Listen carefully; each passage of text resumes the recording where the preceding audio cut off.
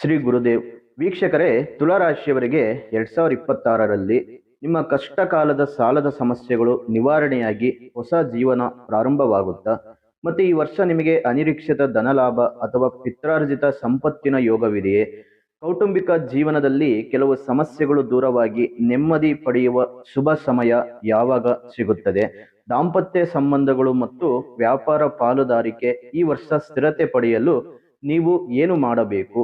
ಮತ್ತೆ ನಿಮ್ಮ ಖರ್ಚುಗಳನ್ನ ನಿಯಂತ್ರಿಸದಿದ್ದರೆ ಉಂಟಾಗಬಹುದಾದ ಆರ್ಥಿಕ ಬಿಕ್ಕಟ್ಟನ್ನು ನಿವಾರಿಸುವುದು ಹೇಗೆ? ಇದರ ಬಗ್ಗೆ ಇನ್ನಷ್ಟು ಸಂಪೂರ್ಣವಾದ ಮಾಹಿತಿ ಇವತ್ತಿನ ವಿಡಿಯೋದಲ್ಲಿ ತಿಳಿದುಕೊಳ್ಳೋಣ.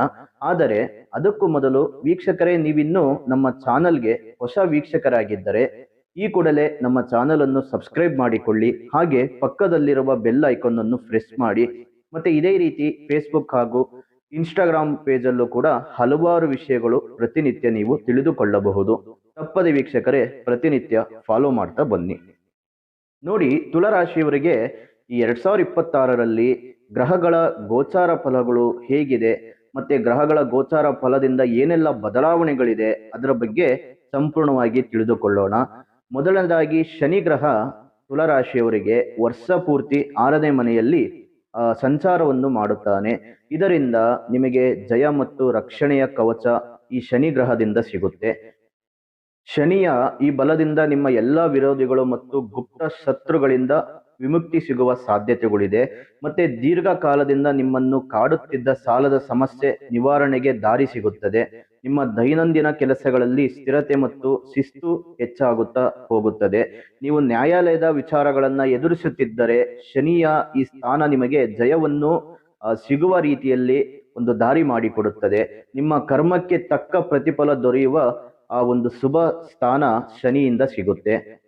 ಇನ್ನು ಗುರು ಜೂನ್ ತಿಂಗಳಿನವರೆಗೂ 9ನೇ ಮನೆಯಲ್ಲಿ ಸಂಚಾರವನ್ನು ಮಾಡುವುದರಿಂದ ಇದರಿಂದ ನಿಮಗೆ ಅದೃಷ್ಟದ ಸಂಪೂರ್ಣ ಬೆಂಬಲ ಸಿಗುತ್ತೆ. ನೀವು ಮಾಡುವ ಯಾವುದೇ ಧಾರ್ಮಿಕ ಅಥವಾ ಆಧ್ಯಾತ್ಮಿಕ ಕಾರ್ಯಗಳು ಯಶಸ್ಸನ್ನ ತಂದುಕೊಡುತ್ತೆ.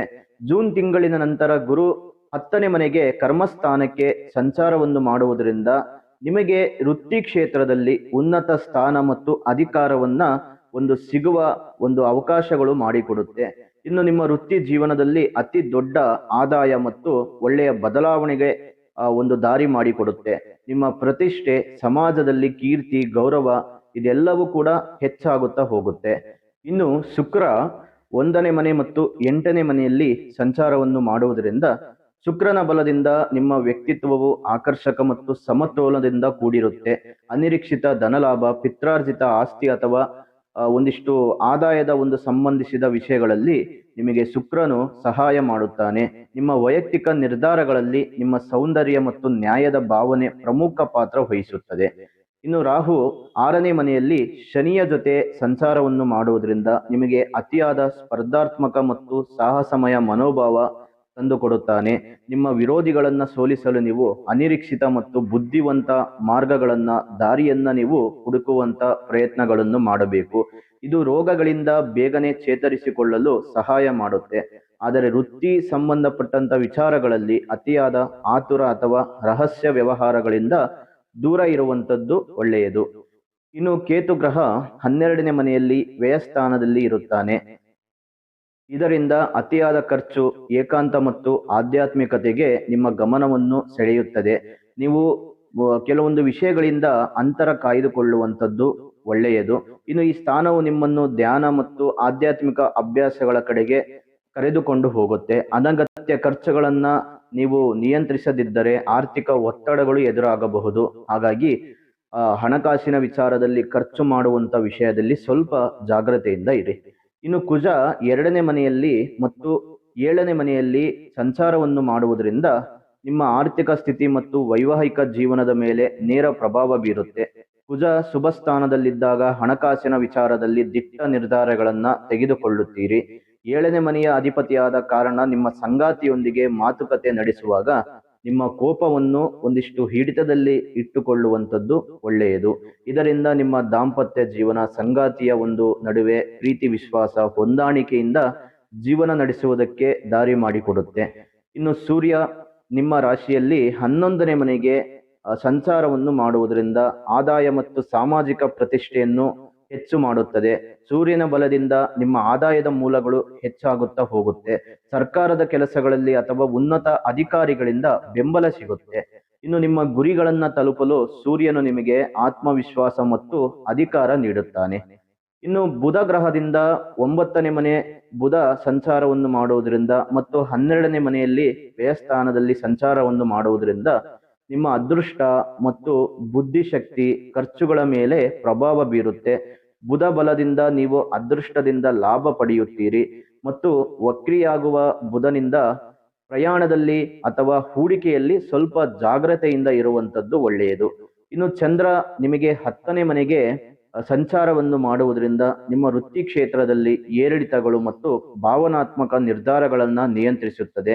ಚಂದ್ರನ ಒಂದು ಸಂಚಾರದಿಂದ ವೃತ್ತಿ ಜೀವನದಲ್ಲಿ ನೀವು ತೆಗೆದುಕೊಳ್ಳುವಂತ ನಿರ್ಧಾರಗಳನ್ನ ಒಂದಿಷ್ಟು ಯೋಚನೆ ಮಾಡಿ ನಿರ್ಧಾರಗಳನ್ನ ತೆಗೆದುಕೊಳ್ಳುವಂಥದ್ದು ಒಳ್ಳೆಯದು.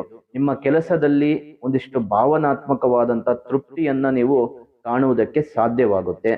ಇನ್ನು ನಿಮ್ಮ ಒಂದು ಜೀವನದಲ್ಲಿ ವೃತ್ತಿ ಮತ್ತು ಉದ್ಯೋಗದ ಒಂದು ವಿಚಾರದಲ್ಲಿ 10ನೇ ಮನೆಯಲ್ಲಿರುವ ಗುರು ಜೂನ್ ತಿಂಗಳಿನ ನಂತರ ನಿಮ್ಮ ವೃತ್ತಿ ಜೀವನದಲ್ಲಿ ದೊಡ್ಡ ಅಧಿಕಾರ ಮತ್ತು ಗೌರವ ಸಿಗುವಂತ ಒಂದು ಅವಕಾಶಗಳು ಇರುತ್ತೆ. ನಿಮ್ಮ ನ್ಯಾಯ ಮತ್ತು ನಿಮ್ಮಲ್ಲಿರುವಂತ ನಿರ್ಧಾರಗಳು ನಿಮಗೆ ಒಂದಿಷ್ಟು ತೊಂದರೆಗೆ ಸಿಲುಕಿಸುವಂತ ಸಾಧ್ಯತೆಗಳಿರುತ್ತೆ. ಸ್ವಲ್ಪ ನೀವು ತೆಗೆದುಕೊಳ್ಳುವಂತ ತೀರ್ಮಾನಗಳು ನಿರ್ಧಾರಗಳನ್ನ ಯೋಚನೆ ಮಾಡಿ ತೆಗೆದುಕೊಳ್ಳುವಂಥದ್ದು ಒಳ್ಳೆಯದು. ಇನ್ನು 6ನೇ ಮನೆಯ ಶನಿ ಮತ್ತು ರಾಹುವಿನಿಂದಾಗಿ ನೀವು ಎಲ್ಲ ಆಂತರಿಕ ಮತ್ತು ಸವಾಲುಗಳನ್ನ ಯಶಸ್ವಿಯಾಗಿ ಜಯಿಸುತ್ತೀರಿ. ಮತ್ತೆ ನಿಮಗೆ 2ನೇ ಮನೆಯ ಕುಜ 11ನೇ ಮನೆಯ ಸೂರ್ಯ ಈ ಒಂದು ಸಂಚಾರದಿಂದಾಗಿ ನಿಮ್ಮ ಆದಾಯವು ಹೆಚ್ಚಾಗುತ್ತದೆ. ಆದರೆ 12ನೇ ಮನೆಯ ಕೇತುವಿನಿಂದಾಗಿ ಅನಿರೀಕ್ಷಿತ ಖರ್ಚುಗಳನ್ನ ನಿಯಂತ್ರಿಸುವಂಥದ್ದು ಒಳ್ಳೆಯದು. 6ನೇ ಮನೆಯ ಶನಿಯ ಬಲದಿಂದ ಹಳೆಯ ಸಾಲಗಳಿಂದ ಮುಕ್ತಿ ಸಿಗಲಿದೆ. ಇನ್ನು 6ನೇ ಮನೆಯ ಶನಿಯು ನಿಮ್ಮನ್ನು ದೀರ್ಘಕಾಲದ ಆರೋಗ್ಯ ಸಮಸ್ಯೆಗಳಿಂದ ಮುಕ್ತಿಗೊಳಿಸುತ್ತೆ. ಆದರೆ 12ನೇ ಮನೆಯ ಕೇತುವಿನಿಂದಾಗಿ ಮಾನಸಿಕ ಆಯಾಸ ಮತ್ತು ನಿದ್ರೆಗೆ ಸಂಬಂಧಿಸಿದ ಸಮಸ್ಯೆಗಳು ಕಾಡುತ್ತದೆ. ಮಾನಸಿಕ ಸಮತೋಲನ ಕಾಪಾಡಿಕೊಳ್ಳುವಂಥದ್ದು ಒಳ್ಳೆಯದು. ಮತ್ತೆ ನಿಮಗೆ ಈ ಒಂದು ವರ್ಷದಲ್ಲಿ 7ನೇ ಮನೆಯ ಅಧಿಪತಿ ಕುಜನ ಬಲವಿರುತ್ತದೆ. ಆದರೆ ದಾಂಪತ್ಯದಲ್ಲಿ ಅತಿಯಾದ ಅಪೇಕ್ಷೆಗಳನ್ನ ಇಟ್ಟುಕೊಳ್ಳುವುದರಿಂದ ದೂರ ಇರುವಂಥದ್ದು ಒಳ್ಳೆಯದು. ಸಂಗಾತಿಯೊಂದಿಗೆ ವಿಶ್ವಾಸ ಮತ್ತು ಹೊಂದಾಣಿಕೆಯಿಂದ ವರ್ತಿಸಿದರೆ ಸಂಬಂಧವು ಕೂಡ ಸ್ಥಿರವಾಗಿರುತ್ತೆ. ಜೊತೆಗೆ ನೀವು ಈ ಒಂದು ವರ್ಷದಲ್ಲಿ ಕುಟುಂಬದಲ್ಲಿ ಆರ್ಥಿಕ ವಿಚಾರಗಳ ಬಗ್ಗೆ ಸಣ್ಣ ಪುಟ್ಟ ಮಾತುಕತೆಗಳು ನಡೆಯಬಹುದು. ಆ ಒಂದು ವಿಷಯದಲ್ಲಿ ಸ್ವಲ್ಪ ಎಚ್ಚರವಾಗಿರಿ.